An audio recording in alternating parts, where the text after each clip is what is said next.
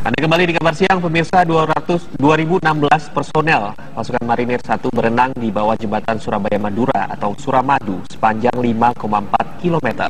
Kegiatan renang menyeberangi Selat Madura yang dilakukan pasukan Marinir tersebut memecahkan rekor muri dengan jumlah peserta terbanyak.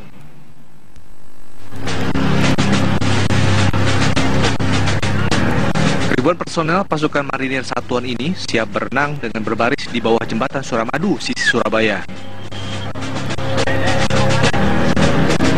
Satu persatu, mereka terjun ke pantai dengan berjalan hingga menuju titik mulai yang telah ditentukan.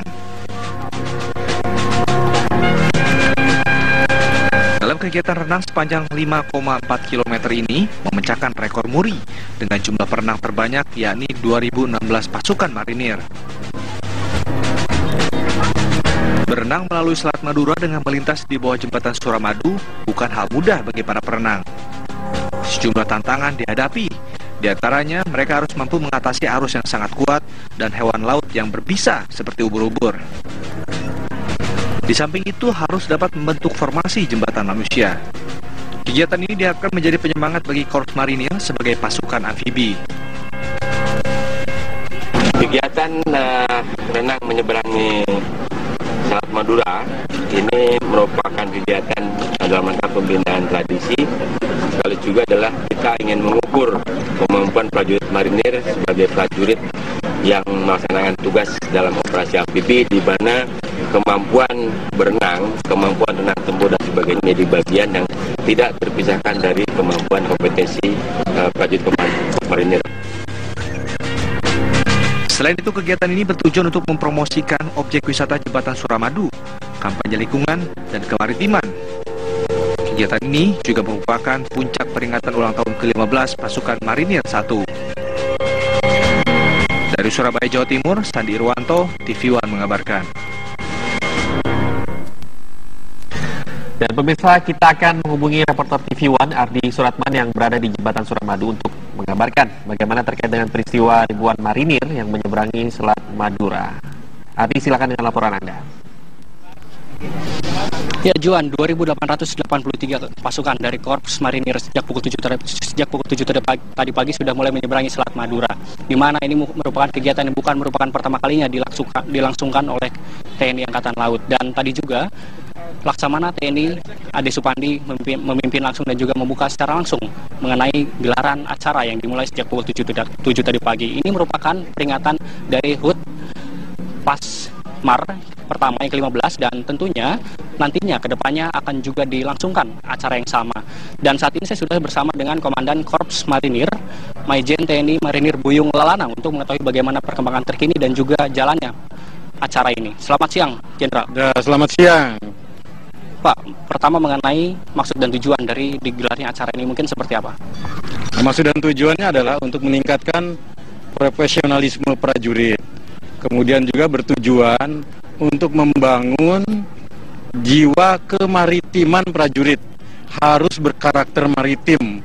Karena pesan itulah yang selalu diberikan oleh pimpinan bahwa prajurit Korps Marinir harus berkarakter maritim. Nah, berangkat dari situlah saya pikir bahwa prajurit saya itu jangan melupakan jati dirinya sebagai pasukan TNI Angkatan Laut, sebagai pasukan pendarat amfibi. Kemudian juga yang sangat krusial adalah kita harus ingat 17.504 pulau yang berada di Indonesia itu perlu dipertahankan. Tidak ada satu jengkal tanah pun di negara kesatuan Republik Indonesia di pulau-pulau ini. Ya, kalau kita jaga dengan baik, kita pertahankan dengan baik, tidak akan mungkin bisa terlepas pulau-pulau itu. Dan ini adalah salah satu tugas dari para prajurit Korps Marinir. Ya, ini kan bukan merupakan yang pertama kali digelar. Ya. Nah, mungkin kedepannya apakah ini akan rutin atau bagaimana, Pak? Kalau berbicara masalah kegiatan rutin, saya rasa memang ini merupakan program kepelatihan prajurit. Itu memang harus seperti itu. Laut itu adalah medan juang para prajurit marinir. Jadi sehingga bukan semata-mata acaranya, kemudian memecahan rekor, sebenarnya bukan itu. Tapi yang penting justru yang saya katakan tadi adalah bahwa prajurit Korps Marinir harus mempunyai karakter maritim. Karakter maritim itu dibentuk dengan berlatih. Nah, karena berlatih itulah dia mempunyai karakter maritim, sehingga dia tidak melupakan jati dirinya sebagai pasukan yang harus mempertahankan seluruh wilayah pantai yang ada di Indonesia ini. Nah, itu. Dan ini bukan merupakan sekali saja. 10-20 tahun yang lalu kita melaksanakan kegiatan yang sama. Kemudian tahun kemarin kita juga melaksanakan kegiatan peduli terhadap lingkungan, Save Our Little Life. Jadi kita perbaiki lingkungan, karang yang ada di pantai kita yang rusak itu kita perbaiki, dan saya melihat 1 tahun ini aja pertumbuhannya 90%, ya alhamdulillah, karena kita setiap 3 bulan sekali memonitor pertumbuhannya itu.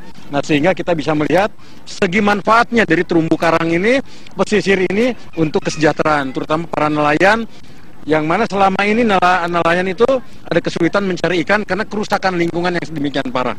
Dan ini adalah salah satu niat kita, ya, yang merupakan amanah undang-undang juga, karena amanah undang-undang itu disebutkan kita harus melaksanakan operasi militer selain perang, ya, membantu pemerintah menjaga lingkungan, memerangi terorisme dan lain sebagainya yang bermanfaat bagi kehidupan berbangsa dan bernegara ini. Mengenai kendala Pak, apakah dalam proses jalannya acara ini apakah ada kendala, mengingat belakangan ini fenomena ubur-ubur kembali muncul, Pak? Iya, fenomena pasti ada, karena bukan saja dari segi binatang, dari lingkungan, kelembaban air, kemudian arus, itu juga berpengaruh, ya, visibility air juga, karena keruh segala macam itu merupakan kendala-kendala yang harus bisa ditangani, diatasi oleh setiap prajurit, karena memang medan juangnya seperti itu. Nah, pada saat kita mungkin melaksanakan tugas, medan-medan seperti itu yang kita hadapi, tentunya kita sudah punya bekal. Dan itu merupakan suatu ujian, ya, bagi para setiap prajurit dalam menyiapkan dirinya. Apabila dia sudah mendapat bekal seperti itu, tugas dimanapun juga tidak masalah. Demi bangsa dan negara, dia akan pertahankan itu. Antusiasme warga sangat tinggi, Pak, khususnya di Pulau Madura ini. Mungkin seperti apa nih? Ya, memang antusias masyarakat ini sangat besar. Kami melihat sekali pada saat berangkat start dari sisi Surabaya dan di sisi finish di Madura ini. Ini adalah salah satu wujud kemanunggalan, ya, TNI bersama rakyat. Sebagaimana amanah dari Panglima TNI bahwa kita bersama rakyat kita kuat. Nah, itulah yang kita wujudkan, kita jabarkan, dan kita selalu harus wajib hukumnya dekat dengan rakyat, dekat dengan masyarakat, dekat juga dengan nelayan. Dan ini merupakan suatu komponen yang harus kita pertahankan dalam membela negara. Ya. Terima kasih Dan Kormar, Maijen TNI Marinir Huyung Lalan atas informasinya. Terima kasih, Pak. Terima kasih. Ya, pemirsa, memang hingga saat ini oleh petugas selama 3 jam.